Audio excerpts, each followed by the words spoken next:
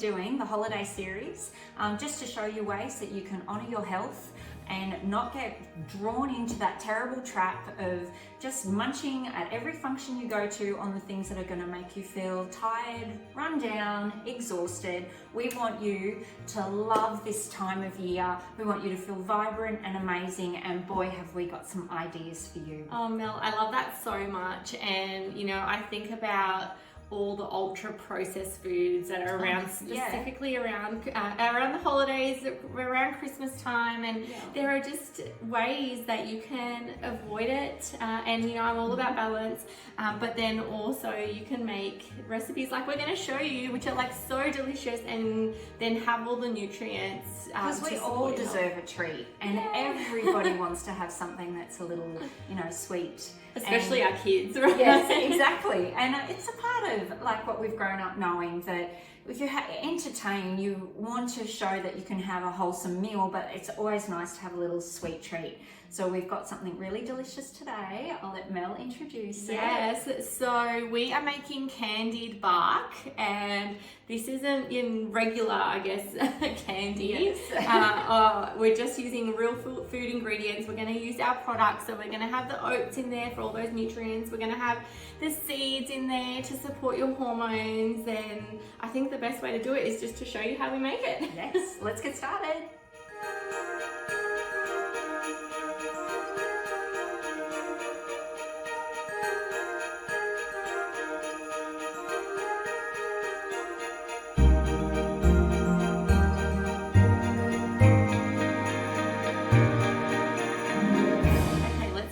Through the ingredients. Now, as you'll see, they're all whole food ingredients, and so chocolate bark is something that is usually ultra processed. You would be using chocolate that has emulsifiers, gums, vegetable oils, canola oils, and they're all things that are highly inflammatory, that cause that insulin spike, that just don't make you feel well.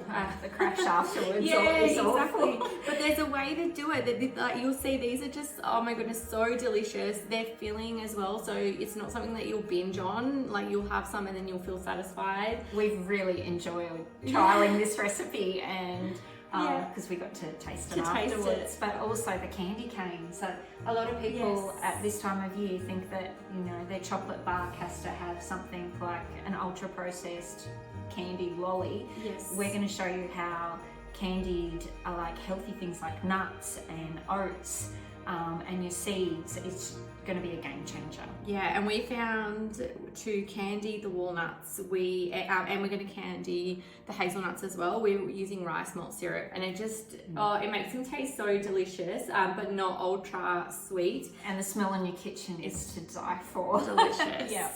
So what else? So yeah, we've got the chocolate now. We've spoken about this so many times, but really look at the ingredients in your chocolate. There are so many good options out there now. We just want to see, you don't want to see any of those preservatives or emulsifiers, any of that. So good quality chocolate. We're going to have our phase 1, phase 2 seeds in there. We've got Mel's beautiful oats, which again have all those beautiful nutrients in it. What else do we? So we'll have 2 different styles, one that's going to be a white chocolate and one that's going to be a milk. We're going to use one of the phases in the seed cycles and a different porridge for each of them as well. Okay, so the first thing we're going to do today is line a tin. We've used Lamington tins. It seems to be a perfect amount for the amount of chocolate that we're going to use, which will put up all of the amounts, which was 240, wasn't it? 240 grams of your chocolate. Mel's going to be doing the white chocolate. I'm going to be doing the milk. But we're going to candy our nuts and our oats first. So I'm using the walnuts with mine, and I'll use the hazelnuts. So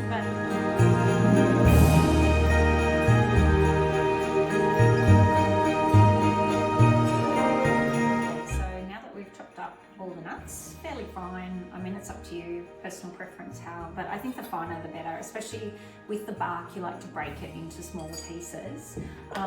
So with our oats, we're actually going to use just 30 grams of each of those, but we're not going to add them into the bowl that we're using to start the candying first. Our first process will be to use 1/4 cup of the rice syrup, and if you just add that in with your salt and also a teaspoon of vanilla extract.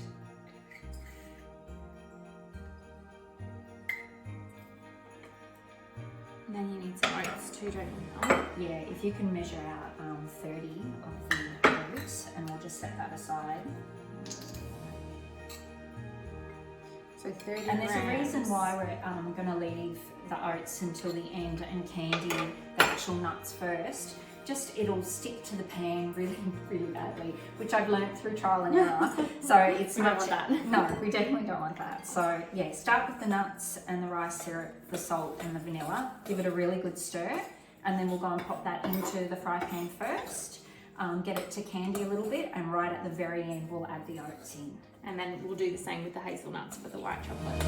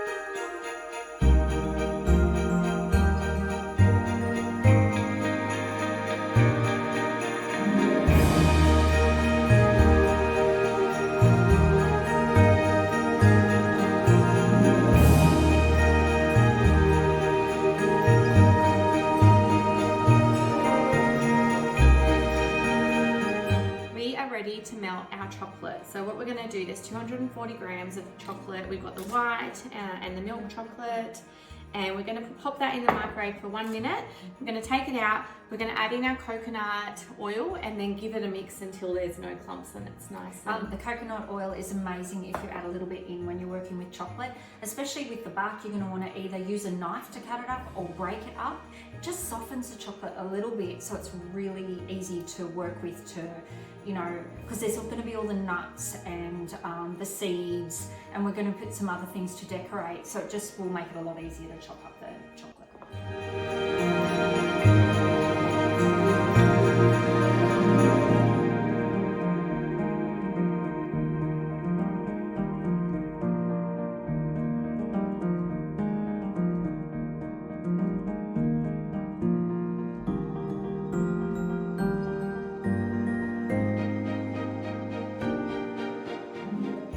So now both of our chocolates are all lovely and melted with the coconut oil in there. We're going to pop it into our tin, and you may have to just roll it around, which we'll show you, to make sure it goes out to all the edges. And it might not seem like it's a lot, but you don't want, when you're making a chocolate bark, for it to be too thick, because it can be too sweet. Yeah. And then we're going to show you how we're going to apply all of our toppings, and just sprinkling them across so that we can make sure it's nice and even across the top. Okay, I'm fully smiling. Wow. It looks so good. Yum. Looks amazing.